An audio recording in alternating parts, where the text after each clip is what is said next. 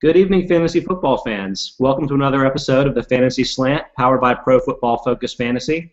This is Scott Spratt, your typical host, joined by my typical co-host, Michael Moore. Michael, how are you this evening? Good. How are you, Scotty? I'm good. I know you're excited. This is the season of disinformation, so we started training camps, and everybody can get super excited and run and pick up Charles Johnson, who's going to replace Josh Gordon this year. So. Right, immediately drop Kelvin Benjamin 30 spots on their rookie mock drafts. You probably should. Yeah, Michael, you and I were joking earlier on Instant Messenger that, with the potential injury to Kelvin Benjamin, and I'll point out for people that are listening that haven't heard, it doesn't seem to be serious. The Panthers gave him a precautionary MRI because of what appears to be a bone bruise, so don't change him in your rankings or anything. He still should be good to go. But I was joking with you about, well, fortunately, the Panthers are so loaded at wide receiver that's really not going to hurt their depth or quality of their starting positions at all. It's not like they got rid of anyone in the offseason or anything like that. So no, you'll be fine. They'll be fine.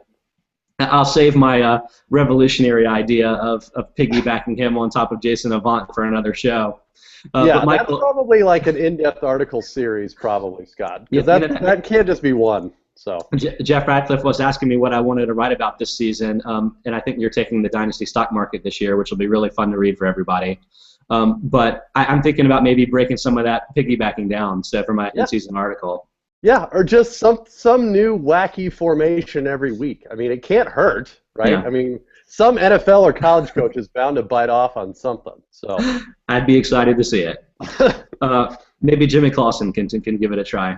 If he Googles his name at all, he's going to see our podcast, Scott. So you never know. You just never know. True. Okay, so last week, for everyone that listened to the show, we did talk about fantasy football for a little bit. We hit on 6 wide receivers that are in their second season that could be relevant in fantasy and touched on what we think their value is in both redraft and dynasty formats. For people that missed the show, those players included Keenan Allen, Cordero Patterson, Tavon Austin, DeAndre Hopkins, Justin Hunter, and Terrence Williams. This week, we've got 6 more guys, and the 6 here, it pretty much exhausts my list of the second-year receivers that I'm interested in, but I think that these guys are important enough to continue to have a show to do something similar for their values. So Michael and I, we will get to them in a second, but even though this is a training camp and it's just mostly fluff, I did think that there were some relevant news stories, especially from dynasty perspectives. So Michael, I'm going to just hit on these questions for you really quick. You can just give a 1 or 2 sentence response unless you have some really in-depth stuff to talk about here. But here's just a couple of interesting news items that I noticed over the last week. The lightning round. First of all, yeah, exactly. So first of all, Sidney Rice of the Seahawks retired this week. He's still pretty young, but concussions pretty much put an end to his career, unfortunately. And he hasn't been a really relevant fantasy player in a few years since his Minnesota days, the good old Brett Favre time. But Rice was sort of there as an obstacle for other Seahawks receivers to potentially become relevant in fantasy. And while Golden Tate overcame that a little bit last year, now Tate is on Detroit, and that opens up the door for some other guys. I think the 2 major names here are rookie Paul Richardson and Jermaine Kearse, who I think is a second-year, but maybe a third-year player. Actually, I'm not even 100% sure how long he's been around, but he's a guy that impressed a little bit last season, mostly in the preseason, but making some pretty cool catches. Michael, what do you think of either Richardson or Kearse? Are you moving them up dramatically in your rankings because of this Rice news? No, not dramatically anyway. I mean, I don't know how much longer Rice was probably, bound for Seattle anyway. And both Richardson and Kearse, I think, had, some upside, but I definitely think they're both better than Sidney Rice at this point. So, no, the short answer is no, not dramatically. So I was actually updating my Dynasty rankings just before the show because we're having an update to our PFF Fantasy Draft Guide. So by the way, everybody that's interested in that should probably check that out. It's a really cool read, and we're making updates to it constantly. But I looked at it before the show and realized that before this news, I actually didn't rank Sidney Rice. I ranked 80 receivers, and he wasn't ranked. But I did have Kearse ranked in my top 70, I think number 69. And I didn't move him, but I think that's because I had already sort of decided that I like Kearse as a sleeper and prefer him to Paul Richardson. But you're talking about deeper leagues. For instance, I own Kearse as I think my last receiver in the PFF Dynasty League that we're in with a bunch of colleagues here. And that's a league where I think I probably have 8 or 9 receivers. and it's a 45-man roster, which includes IDP, but it's still pretty deep on the offensive side of things. So, if you're digging 70 deep, I think Kearse is a very viable sleeper. But beyond that, he probably doesn't make a lot of sense for you in standard leagues, even with the Rice news. Okay, next item up, we've got Kenny Britt and Brian Quick, 2 wide receivers for the Rams who were taking a lot of the first-team reps for the team. We've talked a little bit, Michael, about the uncertainty we've seen with the Rams receiving core. Does this news move the needle for you at all? Actually, it probably does for Kenny Britt. I mean, there was a lot of questions going into preseason, especially on just sort of where he was on the Rams depth chart. I mean, they signed him out of Tennessee. Sort of I don't want to say it was a last chance for Britt, but he's had some trouble along the way. But look, physically and athletically, he's a beast. And I think if he can keep his head down and just play, I think he's got a shot to be good. And I think that news probably confirms it. So for me, yeah, Britt is climbing up the charts. And Brian Quick isn't exactly a slouch in that department either. He was a early second-round pick a couple of years ago. I know he was one of Brian Fontaine's favorites for a while, but I'm guessing he's probably off that train by now, and I'm pretty much off all of these receivers. Strangely, Tavon Austin is the receiver on the Rams that interests me the most still, so maybe that's a team that we should just stay away from. Okay, the final bit of news, and here's another bit of sad news. Kendall Hunter of the 49ers, your 49ers, he tore his ACL and will be done for the season. For fantasy purposes, I mean, obviously you don't want players to get hurt, but this might actually be a little bit of good news because we've been talking about how loaded they are at running back, and maybe that may be somewhat deceptive given that Marcus Lattimore isn't quite healthy at this point, but the Hunter injury really does clear up some workload potentially for Carlos Hyde in the short term. I definitely moved him up in my rankings because I think he's going to be participating immediately now as the backup and sometimes speller of Frank Gore. Mm-hmm. Does this make a big move for you, for Hyde specifically, or for anyone else on the roster? No, for Hyde, definitely. I mean, I think for dynasty purposes anyway, for me, this puts him at the top as far as rookie running backs go. I mean, that was really the only question for me with Hyde was playing time in the short term. But now you've got Hunter, who's a free agent, by the way, so there's not a big chance he's coming back next year either. This just clears the path for Hyde to start getting significant time immediately. So, yeah, I mean, Hyde was already up there for me. He was at least the second running back as far as rookies go, but this just puts him up in the first. I think I moved Hyde to my number 4 rookie player. I actually do still have him behind Sankey. To me, there's still a pretty dramatic discrepancy in how much work they're going to get this season, barring injury to Frank Gore. But, I mean, if situations were equal, I think I would have Hyde ahead. And to me, this moved him up ahead of several other players. So I think I have him maybe top 40 in my overall dynasty rankings. Okay, so those were some bits of news. We'll continue to go through those sort of things as they crop up through the rest of training camp and into the preseason. Try to hit on some of those deeper league sort of questions that you may be missing on your redraft shows. And do check out all of our other shows, by the way, on the PFF Fantasy Slant. I know we've actually started doing a redraft show that involves Jeff Ratcliffe, among others. And there's also the IDP show, among others, too. So we got some really good stuff coming for you for the rest of the offseason and into the regular season. But, Michael, we came here to talk about some second-year receivers, and we need to do that before time runs out. So let's get this underway. I mentioned who we covered last week. That was sort of in a haphazard order. This week I'm actually going to pick up and go in order of their original draft pick status in the actual NFL draft, so not the fantasy draft, but just proceed that way. Not in order of my favorite, clearly. Okay, so the first guy we're going to hit on then is Robert Woods, a round 2 draft pick last season by the Bills. He's 6'0", 201 pounds out of USC. He had a little bit of buzz last year as they were sort of rebuilding things up there with E.J. Manuel, among others, but I feel like Woods has dropped off the face of the earth thanks to their drafting of Sammy Watkins, who I think everyone agrees is a much more talented player than Woods, even though Woods is not exactly a slouch himself.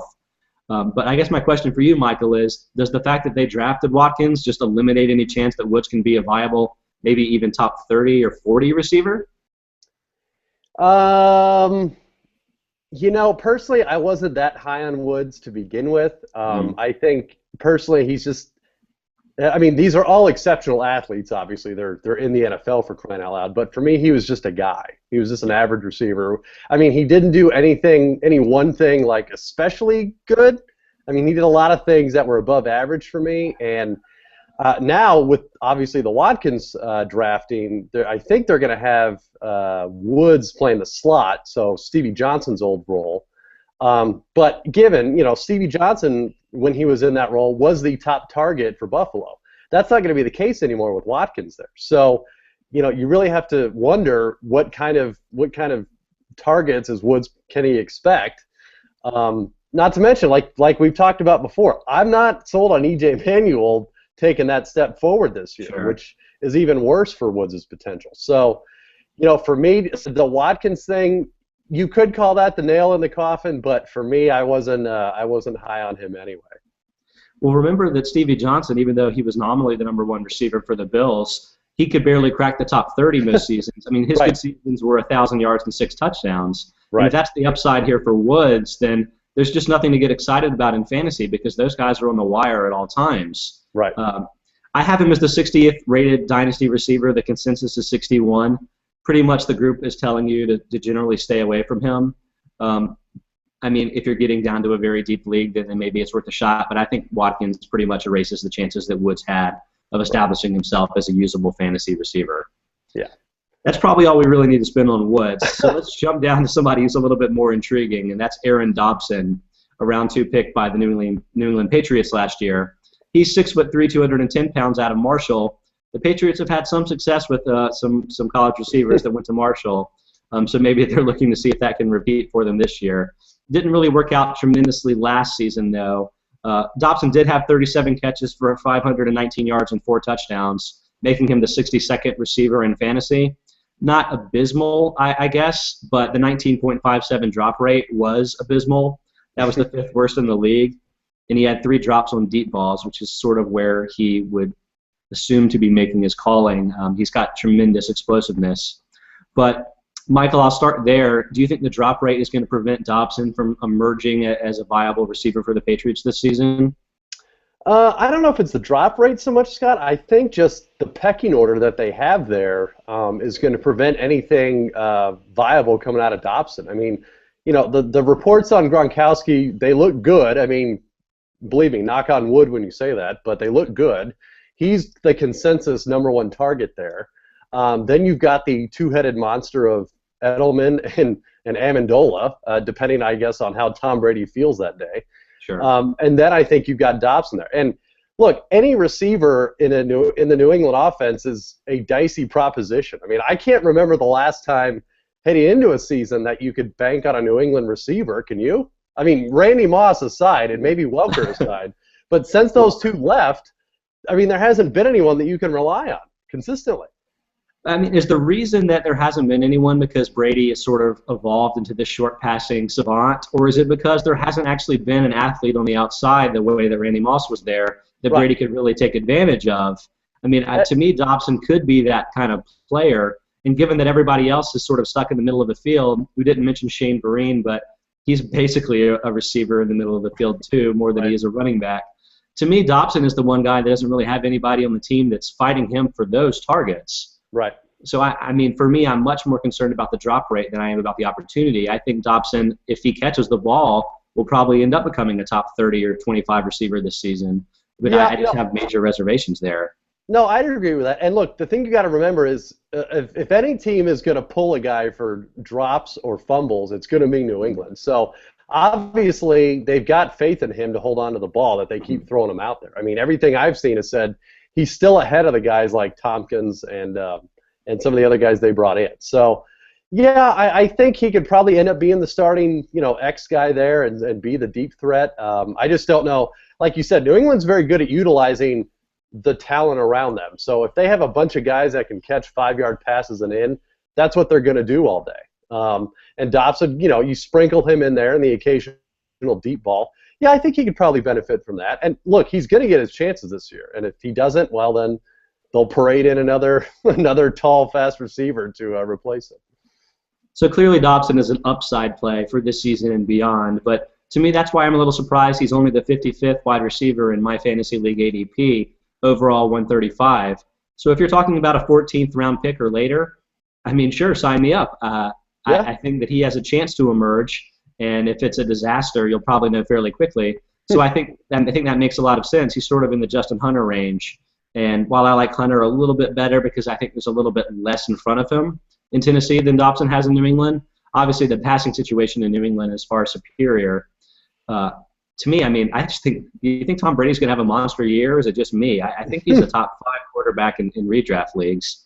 I know that pretty much everybody is beyond that at this point. But no, funny enough, I own Brady in 2 dynasty leagues, so I'm pretty committed at this point. But yeah, I'm with you. I've always been a Brady fan. I think he's been underrated for a long time. I mean, he's sort of in that Tony Romo class where you don't realize like how good he really has been this whole time, and you just take it for granted. So look, I think if you're grading Brady on his 2007 season where he just went nuts, then that's not really fair. But if you're looking, like you said, for a top 5 quarterback, I think Brady could be that very easily. I predict Brady throws 40-plus touchdowns this year. So there you go. Done. Draft him in the 10th round instead of Peyton in the first. Okay, a guy going just after Aaron Dobson right now is Marcus Wheaton. He's the 56th wide receiver in ADP, the 136th overall, so literally the pick after Dobson. Wheaton was the round 3 pick by the Steelers last season, 5'11", 189 out of Oregon State. His situation seemed to be pretty clear going into this season. He was going to sort of take over with Emmanuel Sanders, and I think at this point we all recognize that the Steelers don't really retain many of their wide receivers, and it was sort of a given that position was open. But then the Steelers may have thrown a bit of a curveball when they drafted Martavis Bryant, is another guy that may be competing for some of those early snaps. Michael, do you think that Martavis Bryant's draft pick here is going to hurt Wheaton's chance to emerge this season as the number 2 receiver on the Steelers? No, not at all, quite honestly. I think, like you said, they had Sanders leave via free agency. They had Cotchery leave via free agency, as you know, Scott, Panthers fan. I'm aware. So he's a stud. So yeah, I think they drafted Bryant knowing very well that he was a project. He was still very raw. And look, I think they plan on doing with Bryant what they did with Wheaton last year, which is they don't expect a lot of him that first year. Now, given Wheaton did get hurt last year, which did affect his ability to get some playing time, but I think they're fairly set with Brown and Wheaton and Lance Moore, at least for this season, with hopefully Bryant contributing as maybe a red zone threat next year. But for Wheaton, no. I'm a big Wheaton fan personally. I think even heading into last year I was a big fan and thought he could have emerged maybe as a third option if he didn't get hurt. But now with the path that he's got that's clear cut to that second spot. And look, I'm very high on the Steeler offense in general. I mean, I think towards the end of last season, they realized the no huddle was actually a good thing. It allowed them to hurry up the pace, get more plays in on a per-game basis, and I think, it caused them to score more points at the end of the day. So, yeah, I'm a big Wheaton fan. I think of the 6 guys we're talking about tonight, I'm probably the most high on Wheaton out of any of them. Okay, that's interesting. How would you stack up Wheaton against Justin Hunter then? Oh, man. Obviously the better quarterback. Yeah, but Hunter is definitely. I think Hunter has definitely the potential to be the number 1 guy in an offense. He's not there yet, but I think he's got that potential. So, I think, and I'm going to take the coward's way out. If this were a redraft league, I'd probably go Wheaton because I think his shot is now. But I think with a guy like Hunter in a dynasty league, that's where his value is weighted a little more. Well, that's important advice because Hunter is actually going as the 106th overall player in redraft leagues, whereas Wheaton is 136. So you're talking about 2 or 3 rounds later, depending on the depth of your league. That can make a really big difference. Maybe not a terrible idea to go after both players, though, if you're looking for guys with upside in that sort of range. I like Wheaton a little bit as well. I'm a little bit dampened on him just because, I mean, frankly, a year ago I didn't really expect Antonio Bryant to become such a consistently productive player. Now that he's done it twice, I think it's sort of it's a given that he's the number 1 receiver on the Steelers for now. So I think that sort of caps Wheaton's upside. But if he can give you what Emmanuel Sanders gave you last year, I think you'd be pretty happy with that. Yeah. Mm-hmm. Okay, let's reach a little bit deeper here, Michael. We're going to go with a guy that was probably going to get quite a bit of buzz this season until another draft pick sort of came and stole that thunder from him. But Kenny Stills of the Saints was actually a round 5 pick in 2013, 6 foot, 194 out of Oklahoma. He did a lot of things really well last year. If you go to some of those PFF signature stats, he's basically first in all of them. So Drew Brees had a 139.3 quarterback rating when he threw to Stills. That was the best in the NFL. Sort of the anti-Jimmy Clausen stat right there. Stills, meanwhile, he caught all 6 of his catchable deep balls for 340 yards and 5 touchdowns. So you think of him as sort of a deep threat. But meanwhile, he had just a 3.03 drop rate, 8th best among wide receivers. So all the stats are just absolutely loving Stills, and then, man, Brandon Cooks gets drafted. So is it all over for Stills now? Is there just no chance that he's going to be the guy that emerges in the Saints offense as Marcus Colston presumably continues to decline? No, I think the Saints had a very good offseason. I think this is the dynamic they were looking for. You've got Colston, obviously, who's the tall receiver who can go over the middle. Stills, like you said, I mean, Stills is very efficient, I think is the word we're looking for. I mean, he also had a 20 yards per catch average, which is just ridiculous. I mean, and I think, look, if they just told Kenny Stills to go deep every time, I think that would probably be okay.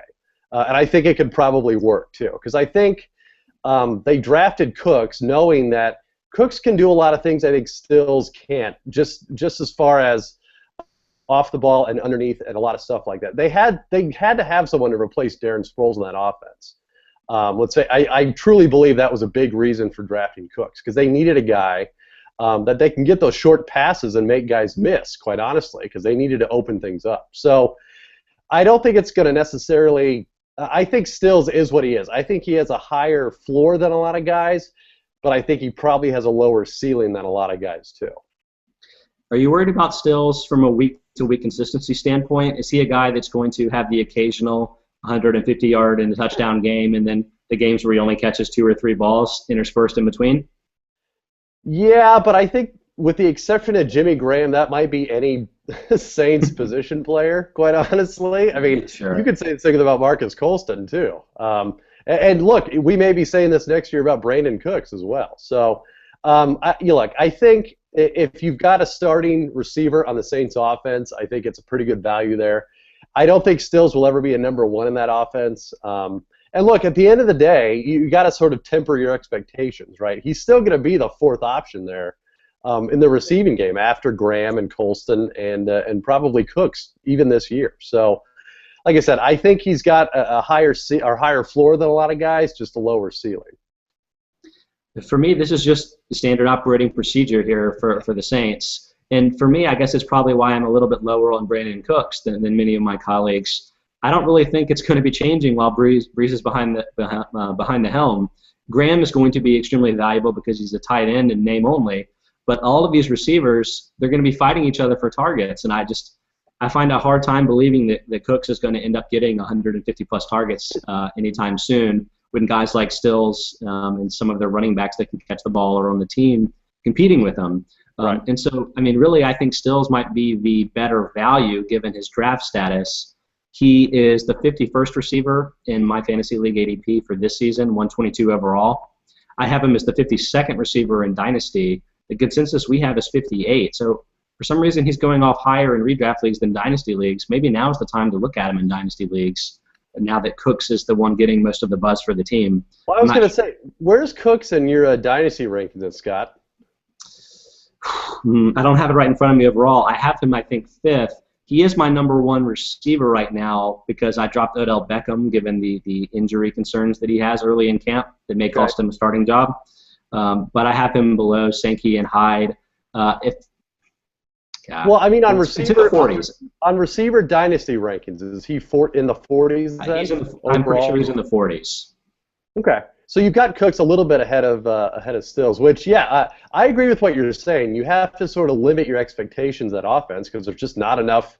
There's just not enough targets to go around. I mean, if you look at what they did last year, you had Darren Sproles, who I think got about 70 or so catches last year. You had Pierre Thomas, who also had, I think, 70 or so catches. 77, I think, yeah. Yeah, so, if you're just looking at who's there last year as opposed to who's there this year, that's only 70 targets to divvy up between a guy like Cooks and Stills that they didn't have last year. So, yeah, and Cooks could be a guy that only has 50 catches a year. We just don't know yet. That's probably shooting a little bit low. I mean, Colston, he really can't have that much longer in the tank, just given how many injuries You he's say that, Scott. You say that, but we say that every year. And Hey, yet I'm the guy that drafts him. I draft him every year. No one else does. I'm like, oh, the 4th receiver, Marcus Colston, sure. I give him all credit in the world. He just doesn't go away. But yeah, I agree. I think a Stills and a Cooks are never going to be true like wide receiver 1 guys on your dynasty team. But look, they're like you said, they're going to be very good value, I think, down the road. Yeah. To be clear, I do have Cooks significantly ahead of Stills. It's just I have them much closer together than I think most people do. So that's why I think Stills is the real value there. You know, people just never give respect to guys that aren't drafted in the 1st and 2nd round of the NFL draft. And this is kind of why Colston has never gotten the respect that he deserves. Yeah. He was the 7th round pick, not quite as high as Stills even, but I feel like this could be an issue for Stills going forward. Okay, but I mean, 5th round seems pretty good considering the next 2 guys we have on the list. So let's transition to these 2 while we still have some time left. We saw Alshon Jeffrey emerge on the Bears last year, and all of a sudden they looked like they had the best tandem of receivers in the NFL. Well, there's a 3rd receiver for their team that may be getting a little bit of buzz this training camp, and that's Marcus Wilson, who was a round 7 pick for the Bears last season. He's 6'3", 194 out of Washington State, so a pretty big guy. It's a little surprising that a guy with that kind of size fell to the 7th round in my mind. I don't know a ton about him, to tell you the truth. He wasn't really on many fantasy radars last year, but I think he's the presumed guy that's going to win the 3rd wide receiver role. He could have a lot of bad coverage guys on him if teams are paying more attention to the outside options there. But he's going off as the 79th receiver in my fantasy league ADP, so 220 overall. Talking about a deep league guy. Do you think Wilson is a guy that people should pay attention to in shallower type formats this season, Michael? No. Yeah. I mean, look, if you have an injury to a Marshall or a Jeffrey, I mean, it goes without saying that, yeah, I mean, I think he provides immediate value. But all things being equal, I don't get it with him. I don't understand the hype that's been surrounding this guy. And just for a little bit of background, he actually got dismissed from Washington State for disciplinary reasons.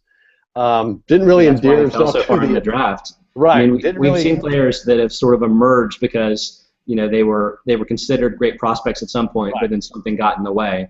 Right. Which don't get me wrong, I hope it happens to him, but all that aside, he's still stuck behind a Marshall and a Jeffrey. And any hope people had of maybe the Bears moving on from Marshall evaporated when they re-signed him this year for a couple more years. So unless you've got a deep league and you've got a taxi squad maybe, and you're in it for the long haul, I don't get it with Wilson. I really don't. I mean, look, like you said, he's a big guy. He's entering a very good offense. But look, even best case scenario this year, he's maybe at best the 4th target behind Jeffrey, Marshall, and Forte, and that's assuming like Martellus Bennett is completely out of the picture too. I mean, I looked up what Earl Bennett did last year in that same role. He had 30 catches for about 240 yards. So, and I'm not saying he's as bad as Earl Bennett, but you can't get much higher than that just because there's not the opportunity there. So, unless you've got real deep rosters or a taxi squad, you can just stash him there for a while. I'm selling on him. Remember when Earl Bennett was the #1 receiver on the Bears? That was like 2.5 years ago or something. It was a sad time, Scott. It was a really sad time. Yeah, guys, it's hilarious. In Dynasty, I will point out that the consensus of the PFF staffers has Wilson as the 67th receiver in Dynasty. So giving him a little bit of respect, I would say. I have him 75th, so I did rank him myself.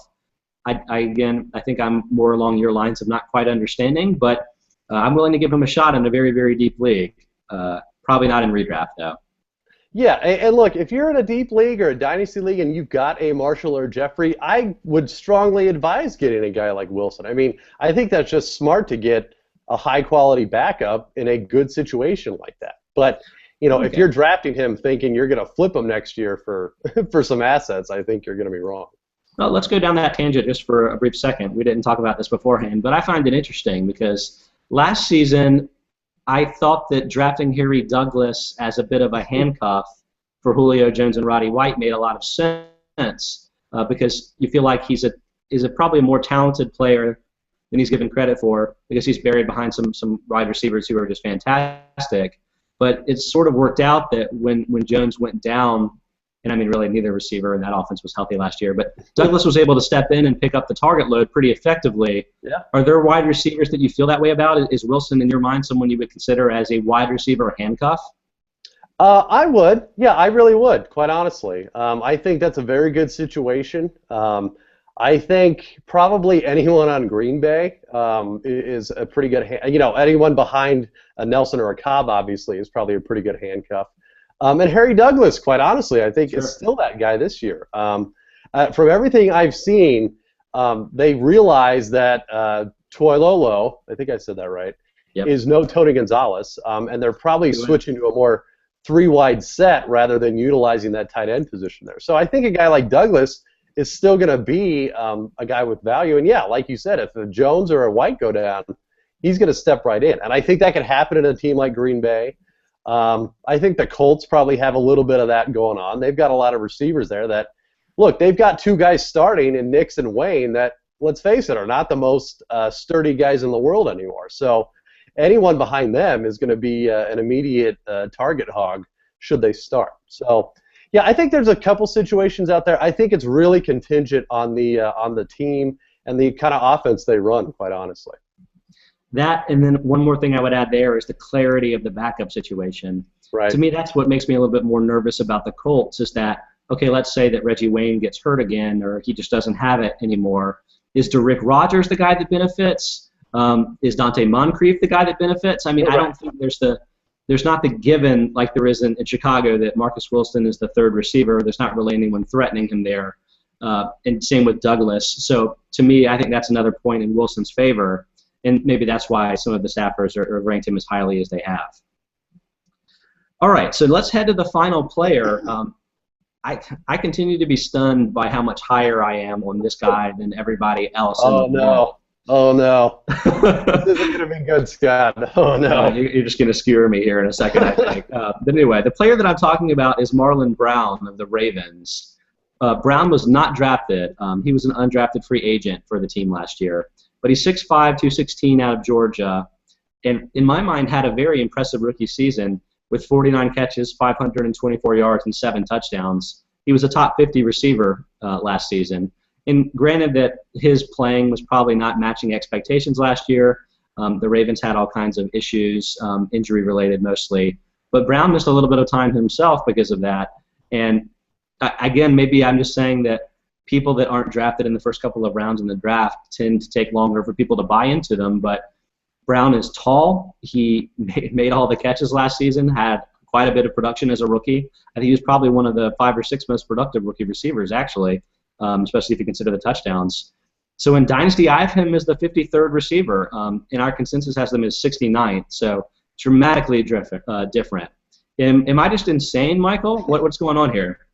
Well, I agree with what you said about last year. I looked up the numbers too, and it was very quietly impressive what he did. I mean, he had 50 catches for 500-plus yards in that offense as the second receiver. I mean, that's pretty impressive, I mean, when you think about it.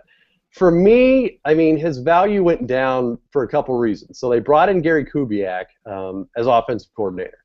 As people may recall with Jim Caldwell, they just went on a passing frenzy towards the end of the season a couple years ago and then last season. They were definitely a more, I think, pass-oriented offense. I think with Kubiak bringing in that sort of zone blocking scheme, I think they're going to try at least initially to go back to the run. Now, again, who runs the ball is up for debate as well. But so that's one thing that I think hurts them.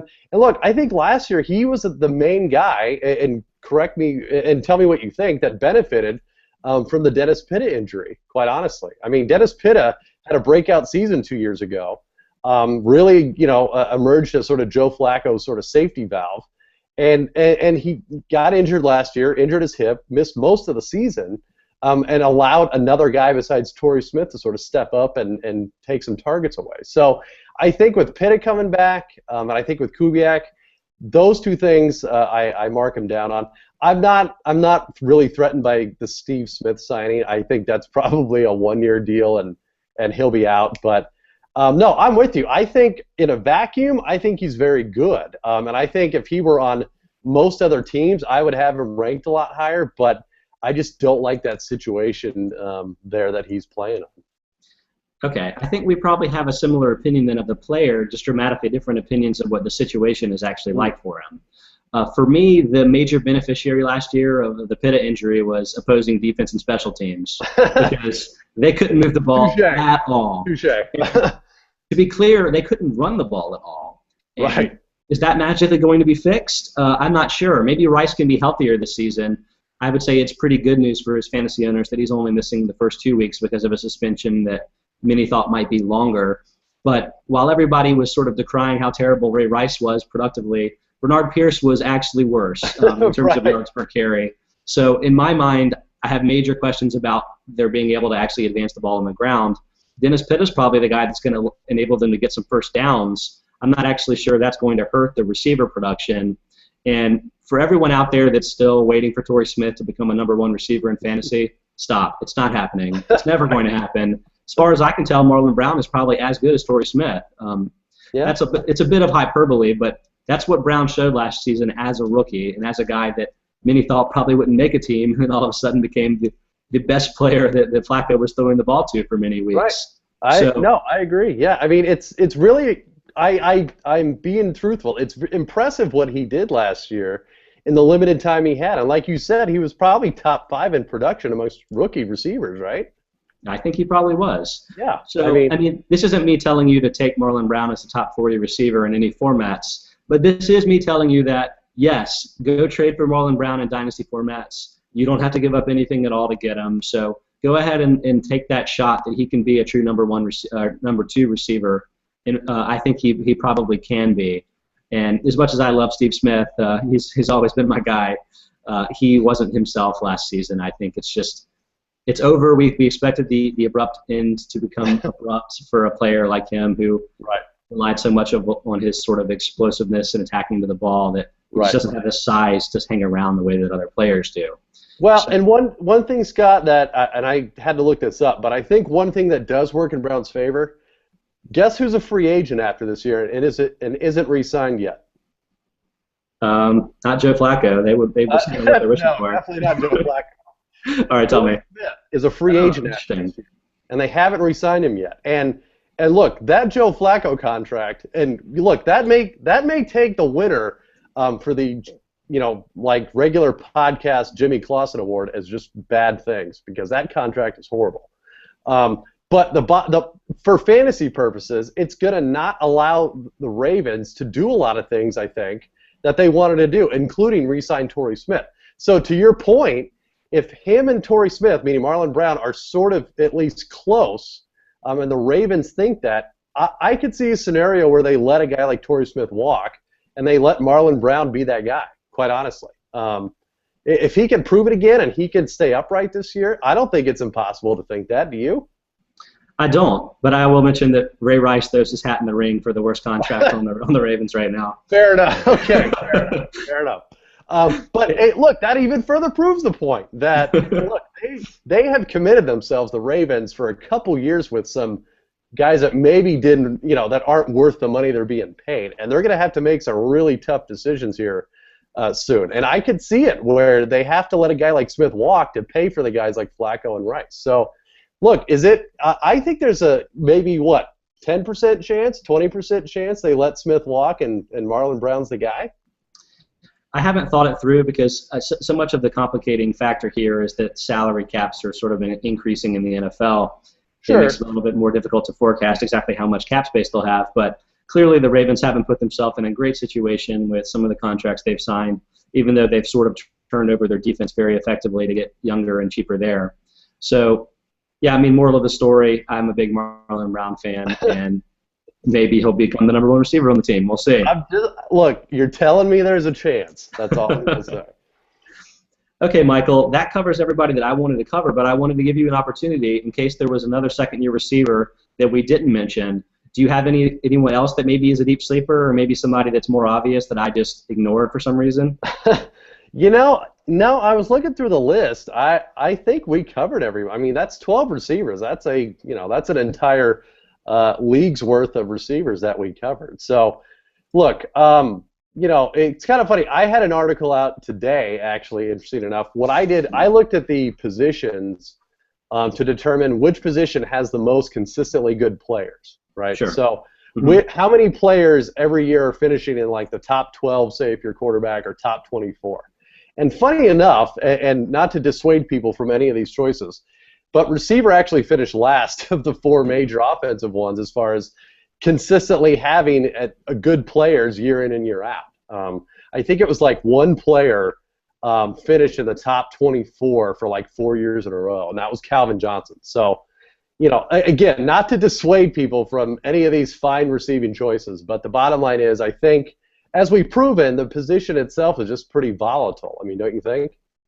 I do. I'm guessing that so much of that is due to touchdown volatility, because even your typical number one receivers, the guys you think of, sometimes they have the season where they only score 6 times. And, I mean, that even happened to Calvin once, that year that he got tackled like 15 times on inside the 5.